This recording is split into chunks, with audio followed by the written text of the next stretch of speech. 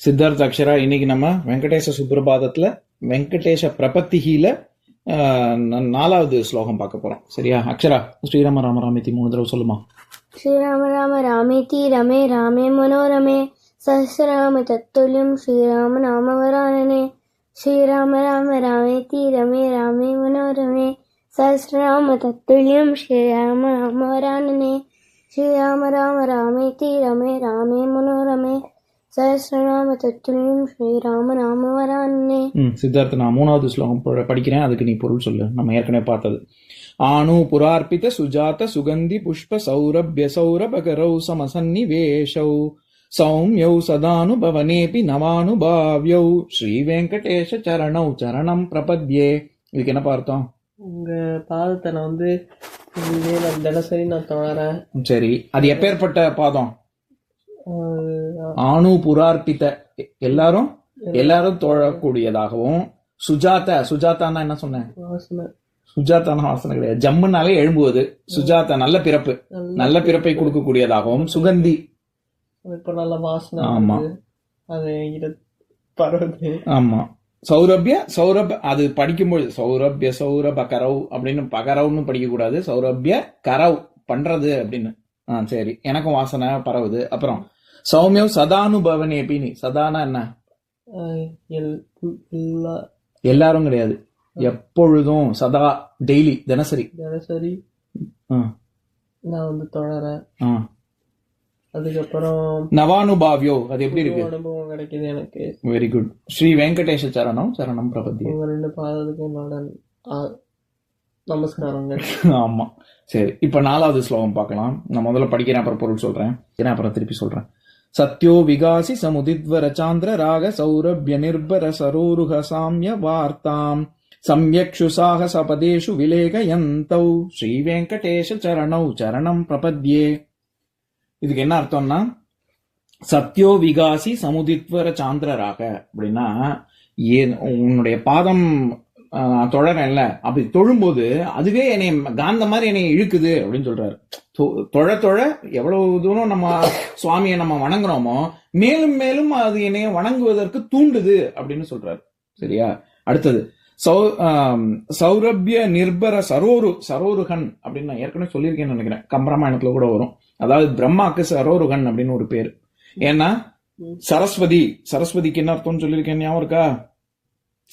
சரம் அப்படின்னாலே ரொம்ப தண்ணிக்கு சர அப்படின்னு ஒரு அர்த்தம். அப்ப ஞான வெள்ளம் அப்படிங்கறதுனாலதான் சரஸ்வதிக்கு ஞான வெள்ளம் அப்படின்னு அர்த்தம். சரியா? அப்ப சரோருகன் சர உக அப்படின்னா மேல எழும்புவது அப்படின்னு அர்த்தம், தண்ணீரில் எழுந்து எழும்புவது. அதனால சரோருகம் அப்படின்னா தாமரைன்னு அர்த்தம். தாமரையில் வீற்றிருப்பவன் அப்படிங்கிறதுனால சரோருகன் அப்படின்னா பிரம்மாவை குறிக்கும். சரியா? இங்க பிரம்மா, லக்ஷ்மி, தாமரையில இருக்கவங்கள குறிக்கும்.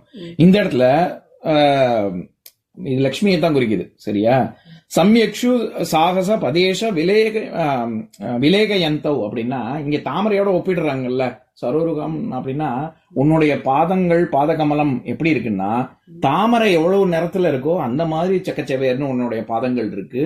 தாமரை எவ்வளவு அழகா இருக்கோ அது மாதிரி உன்னோட பாதங்கள் இருக்கு.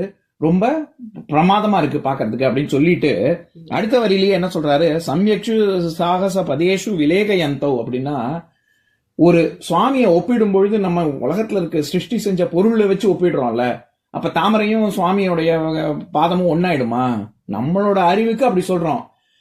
அவர் என்ன சொல்றாரு? அப்படி ஒப்பிட்டாலும் இத போல பல மடங்கு இன்னும் உயர்ந்தது ஒன்னொன்னு. எனக்கு தெரிஞ்சது இதுதான், அதை வச்சு நான் ஒப்பிடுறேன் அப்படின்னு சொல்றாரு.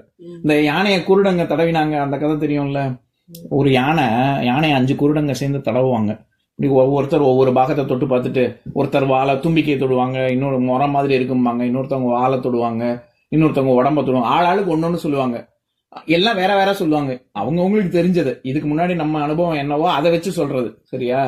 ஆனா நிஜமாவே யானை முறமாவும் அந்த மாதிரி 5 விதமா நம்ம சொல்றாங்கன்னா அப்படி கிடையாது இல்ல. யானைங்கிறது வேற தானே. அந்த மாதிரி நான் தாமரையோட ஒப்பிடுறேன், ஆனா தாமரையோட உங்களுடைய திருவடி ரொம்ப பெருசு. எனக்கு தெரிஞ்சது தாமரை மாதிரி, எனக்கு தெரிஞ்ச பொருளை வச்சுதானே நான் ஊமை சொல்ல முடியும். இது மாதிரி இருக்குன்னு நான் பார்த்ததை வச்சு தானே சொல்ல முடியும். நான் பார்த்த தாமரை வச்சு சொல்றேன் அப்படின்னு சொல்றாரு. அதை விட பல மடங்கு உங்களுடைய கீர்த்தி ரொம்ப பெருசு அப்படின்னு சொல்றாரு. அப்பேற்பட்ட ஸ்ரீ வெங்கடேஷ சரணம் சரணம் பிரபத்தே. உங்க இருவருக்கும் என்னுடைய நமஸ்காரங்கள். சரியா? இப்ப நான் ஸ்லோகத்தை சொல்றேன், என் கூட சேர்ந்து சொல்றீங்களா? ம். சத்யோ விகாசி விகாசி சமுதித்வர அமிர்தவர சாந்திரராக சாந்திராக சௌரபிய சௌரபிய நிர்பர நிர்பர